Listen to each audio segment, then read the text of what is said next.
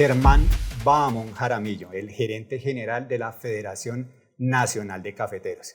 Estudió en La Sabana Ingeniería, pasó por el CESA y también se formó en una universidad en Estados Unidos.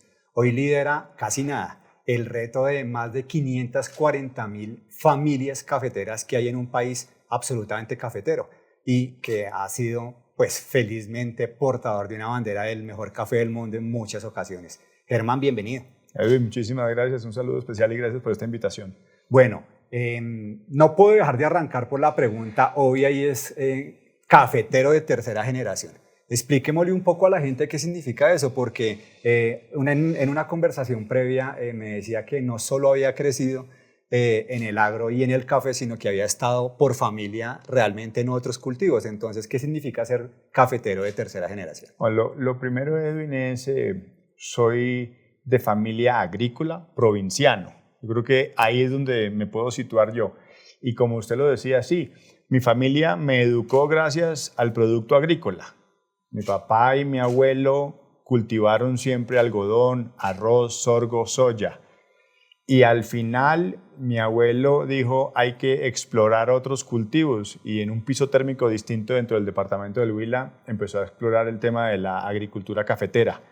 Mi papá fue cafetero también, con mi tío Fabio, y después sigo yo. Y mi hermano también. Mi hermano también en otra finca tiene café. Es decir, toda la vida hemos estado muy cerca a la agricultura, al sector agropecuario, más no solo la agricultura.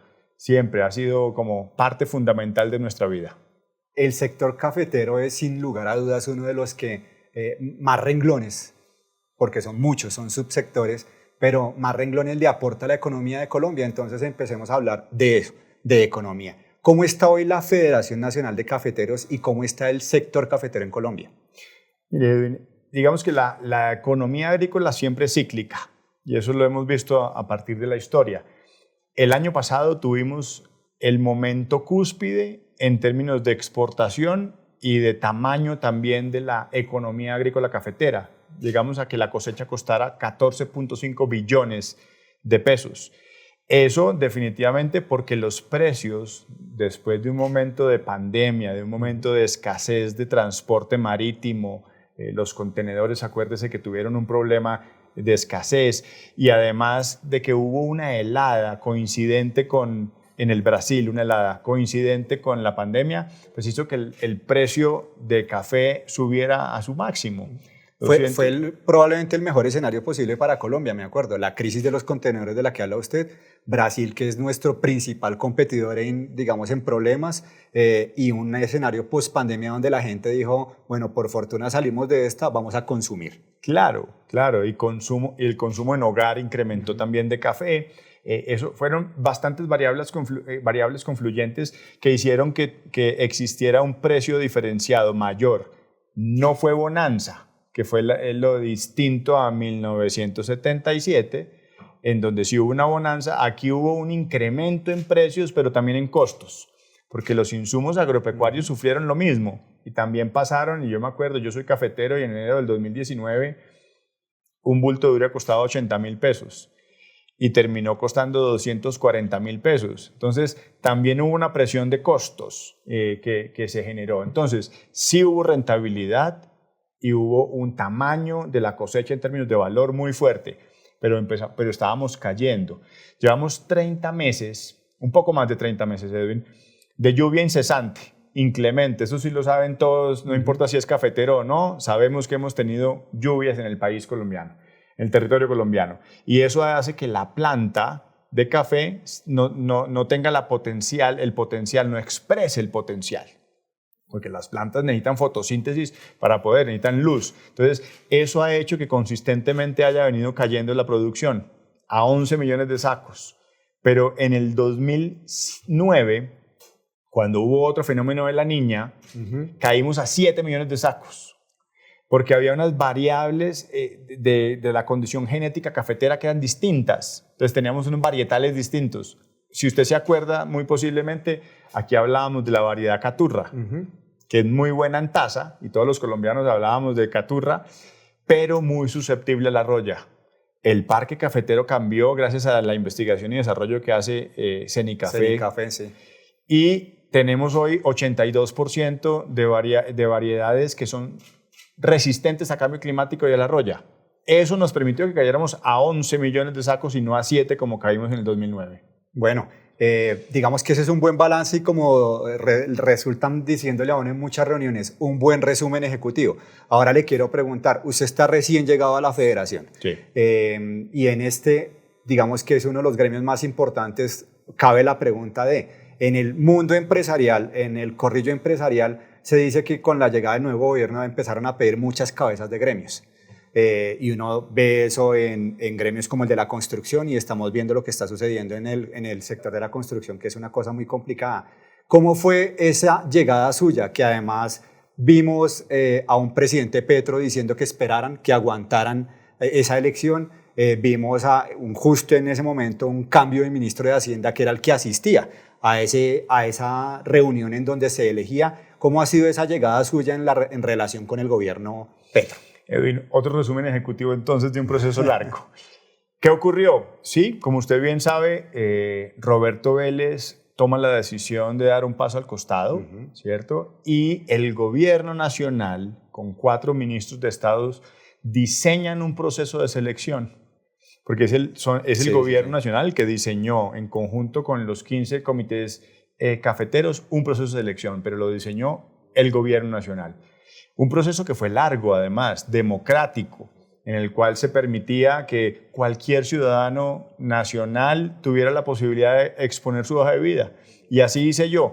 Apenas vi que el diseño decía, este es el perfil que están buscando y no necesita un padrino político ni un padrino gremial, yo puse en consideración mi hoja de vida. Entraron 45, pasaron a 7 en el primer filtro y después quedé en la terna.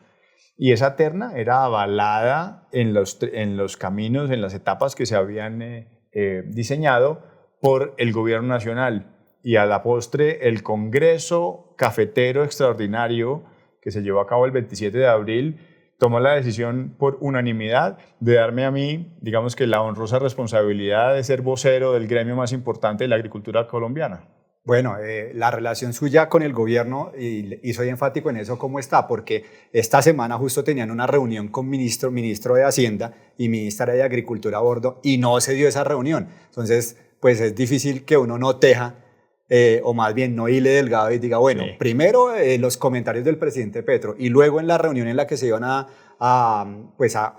juntar con 2 ministros que son determinantes para ustedes, tampoco se dio. ¿Qué es lo que está pasando ahí? No, y me alegra que usted haga esa pregunta porque definitivamente se puede uno atar cabos y poder sacar conclusiones que en este caso no son verdaderas. Si bien es cierto, inició un proceso en el cual estamos en construcción de confianza de la federación y el gobierno, porque tenemos el objetivo común, 548.000 familias colombianas y 2.5 millones de empleo.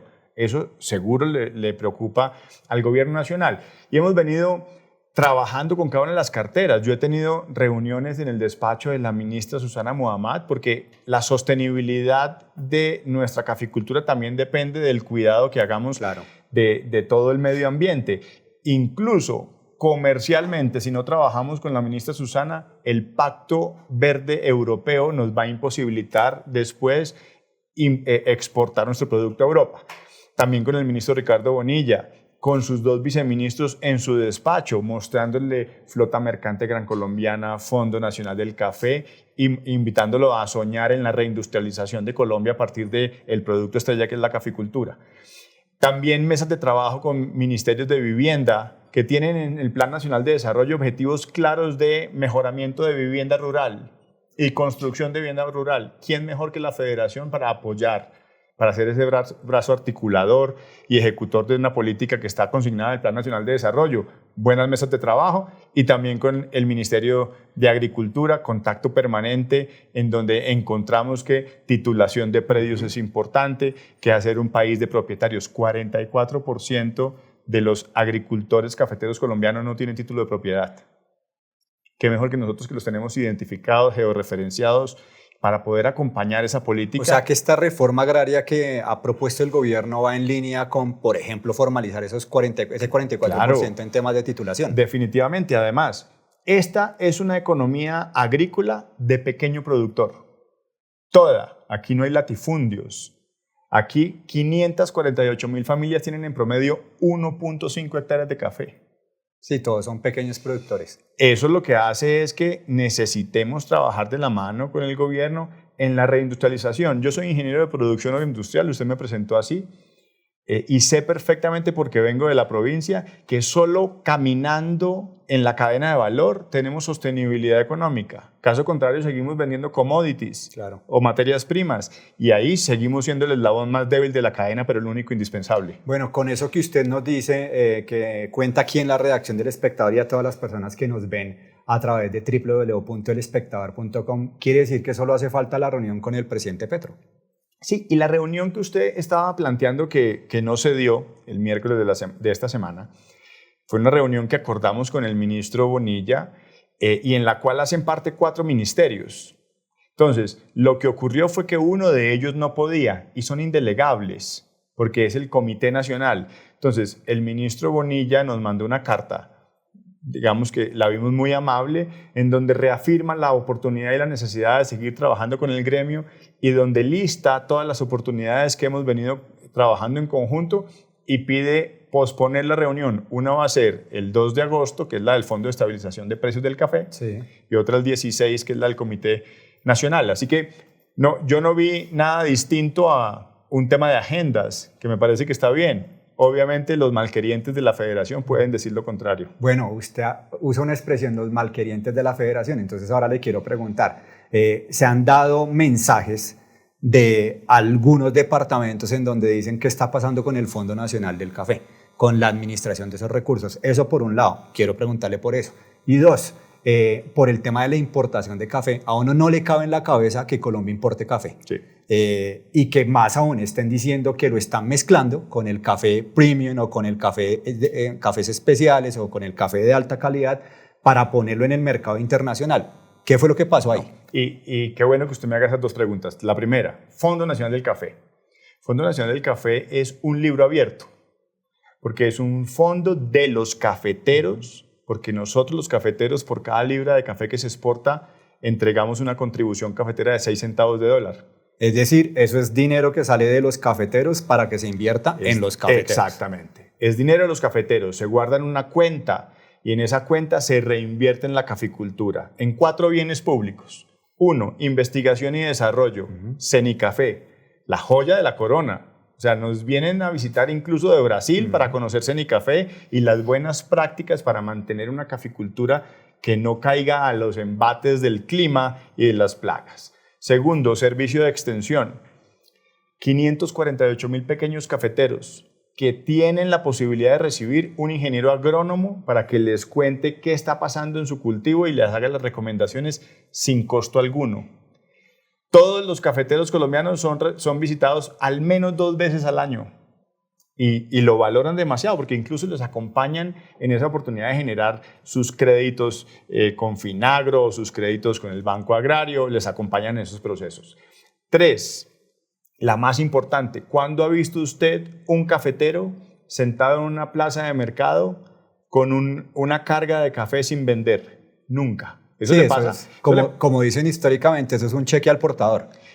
Pero porque el Fondo Nacional del Café ha sido bien administrado y tiene con un sistema cooperativo cafetero, 33 cooperativas en Colombia que tienen 603 municipios cubiertos en donde siempre va a haber una puerta para comprarle el café al productor al mejor precio posible. Pero entonces, ¿qué es lo que está pasando? O sea, ¿por qué desde distintos departamentos se dice que no se está manejando bien el fondo? No, digamos que lo que sí es cierto, Edwin, es que nosotros queremos oír a todos, ¿no? Aquí no se trata de imponer a nadie.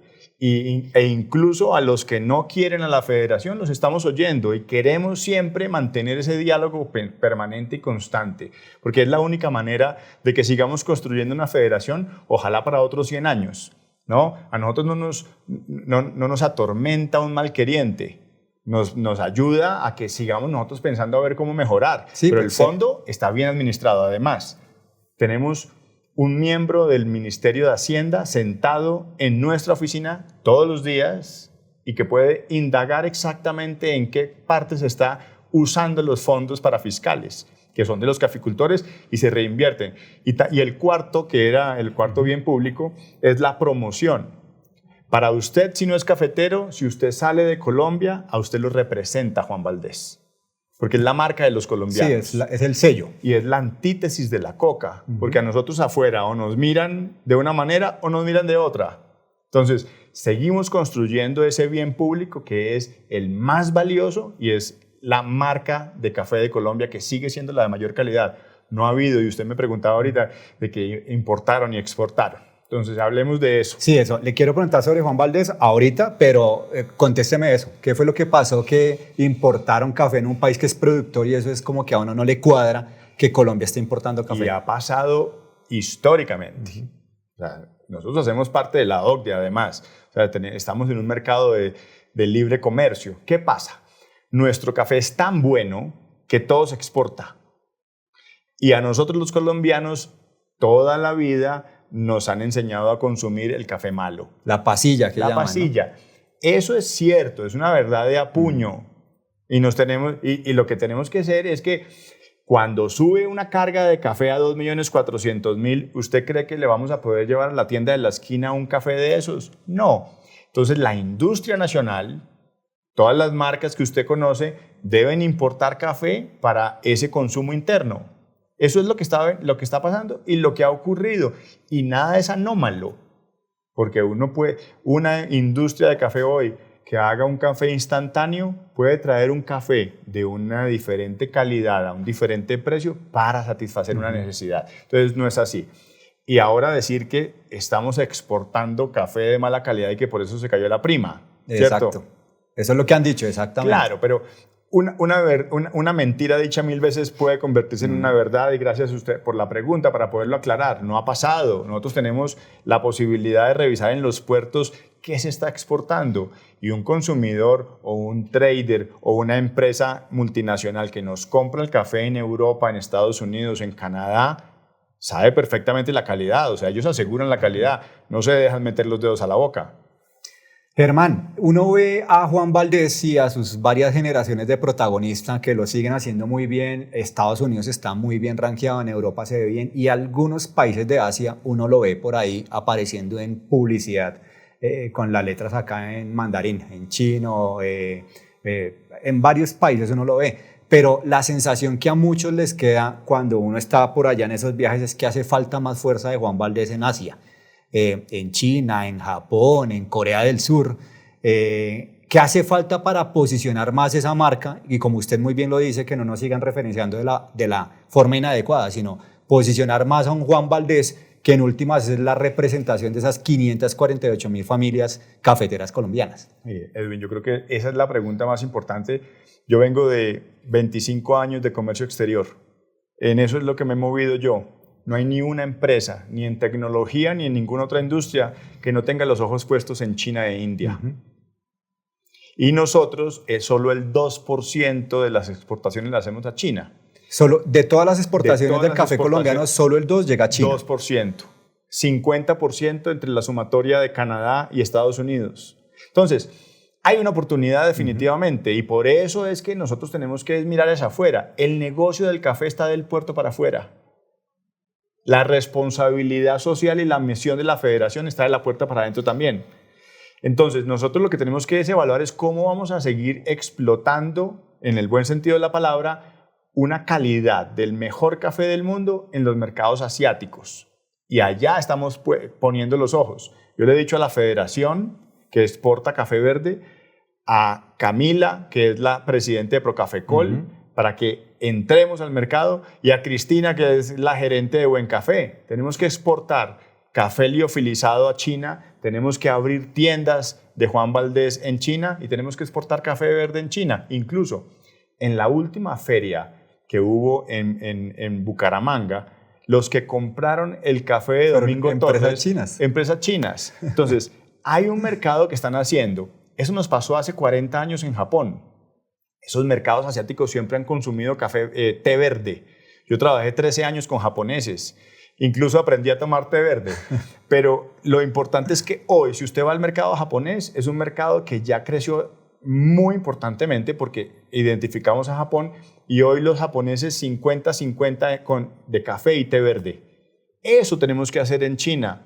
Eso deberíamos hacer en India. Es más complejo en India por los gravámenes impositivos que hay para importar materias primas. Pero hay una oportunidad enorme y ya me senté con ProColombia y ya me senté con el embajador de la India para ver qué podemos hacer allá. El foco mío es la internacionalización del café y aprovechar todas las oportunidades que hay en el mercado externo. No desgastarme con los malquerientes.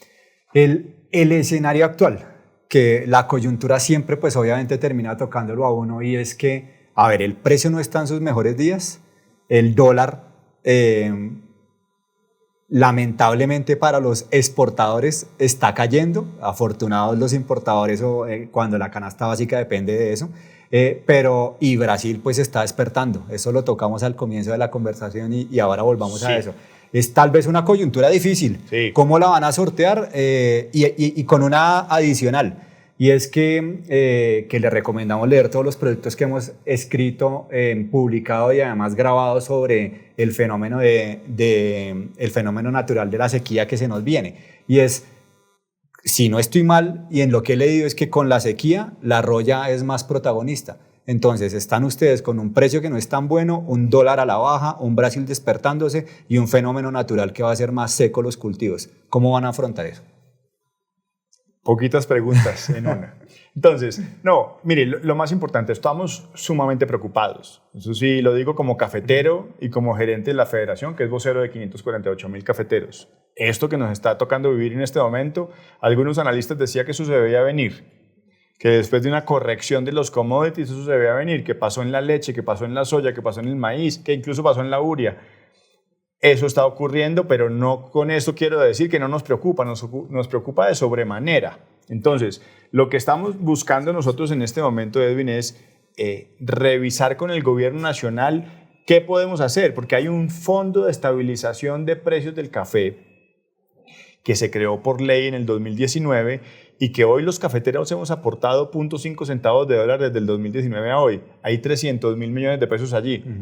Esos son incipientes los recursos. Uno habla de 300.000 y parecieran mucho, pero es muy poquito. Lo que queremos es trabajar con el gobierno que tiene en su Plan Nacional de Desarrollo muchas políticas para el desarrollo económico a partir de la agricultura y la industrialización, para que nos apoye a sobreaguar esta crisis, porque es algo que ya está.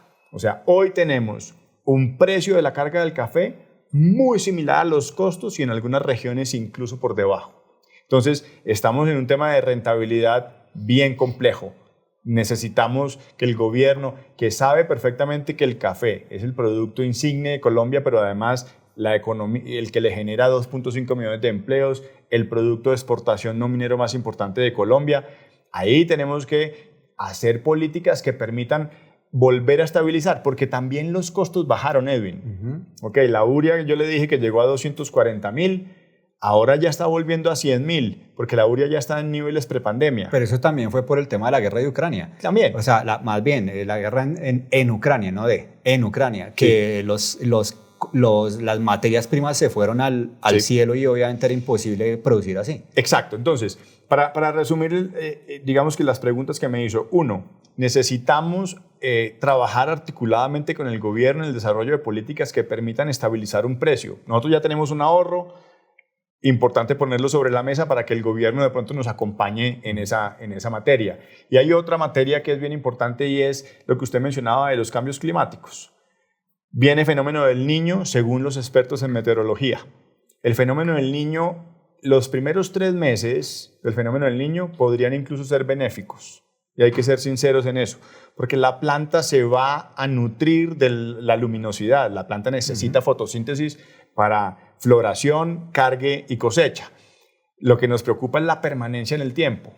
¿Cuán fuerte puede ser el fenómeno del Niño? Porque si un fenómeno del Niño se va 3 años, como ocurrió ahorita el fenómeno de la Niña, lo que se activa es la broca. La Niña activa la roya y ahí mostramos que Cenicafé funciona. Ahora viene el fenómeno del Niño que activa la broca. Entonces empieza a haber menor calidad en algunos, más pasilla. Ya. ¿Ok? Entonces, estamos obviamente capacitando a nuestros cafeteros en cómo deberían ser las buenas prácticas, recoger los frutos secos, los que están en el piso. Cenicafé tiene mucha investigación en eso, también en el manejo de la plaga de la roya. Entonces, preparándonos con esa transferencia de conocimiento para que el caficultor tenga esa oportunidad. Pero como le digo, los primeros 3 meses de un fenómeno del Niño podrían ser benéficos para la caficultura. Lo malo es si se vuelve, en lugar de un niño moderado, un niño crítico. Germán Bahamón, gerente general de la Federación Nacional de Cafeteros. Podríamos conversar aquí horas. Es un tema apasionante, es un tema que genera muchos empleos, es un tema que genera mucho valor a la economía, pero seguramente que este sea un compromiso para una segunda entrevista en donde nos diga, por ejemplo, si Juan Valdez va a abrir más tiendas en Colombia, en Centroamérica, en Asia, como nos contaba. Y sobre todo, cómo va el sector en medio de lo que ha querido mover el gobierno, que es la economía popular, una reforma agrícola que los toca a ustedes, una reforma laboral que también los toca a ustedes. Seguramente son muchos temas, pero pues, o se le mide a soltar una última respuesta con todo eso. Mire, me le mido a soltar la siguiente respuesta que para mí es la que me mueve y es la que me motivó a entrar a la caficultura desde el punto de vista gremial. La industrialización de las regiones y la incorporación de los jóvenes en el desarrollo de una apuesta productiva y en el desarrollo de una apuesta profesional. Es que no solo es ser un caficultor o un recolector, está el barismo, está la catación, está la tostión. Ojalá pudiéramos exportar también producto terminado, tostado en origen. Hacia allá queremos dirigir la federación, sin pelear con nuestros socios comerciales actuales, pero sí participando cada vez más en la industrialización de nuestras regiones, en la generación de empleo calificado y en, obviamente, la oportunidad que una cadena de valor le permite sostenibilidad económica a las familias cafeteras. Eso quiere decir apostarle no solo al commodity como base, sino al producto con valor agregado para que lo paguen mejor en el mercado internacional. Así es, y lo digo por experiencia propia, porque soy un provinciano, porque soy un agricultor cafetero y porque he sabido que solo así uno tiene rentabilidad. Los cafés especiales que están tan de moda en ciudades como Bogotá. Y nos decían que ha bajado la prima de calidad. Hoy tenemos mejor calidad de café. En el 2002, el 81% del café se iba estándar. Hoy es 27%, 51% se van cafés especiales. Entonces, hemos seguido consistentemente creciendo en calidad. Café de Colombia sigue siendo un sinónimo de calidad en el mundo. Última pregunta y con esto un mensaje para el presidente Petro. ¿Cuál es el mensaje para el gobierno y al presidente Petro que seguramente va a ver esta entrevista? No, el mensaje ha sido el mismo. Respeto es el presidente de todos los colombianos. Yo represento a 548.000 familias de colombianos y queremos trabajar de la mano en beneficio del desarrollo agrícola, que está consignado incluso en el Plan Nacional de Desarrollo. Germán Bahamón Jaramillo, gerente general de la Federación de Cafeteros, desde la redacción del Espectador, gracias por el tiempo y por hablar sobre la caficultura colombiana. Edwin, a usted muchísimas gracias. Un saludo muy especial. Hasta pronto.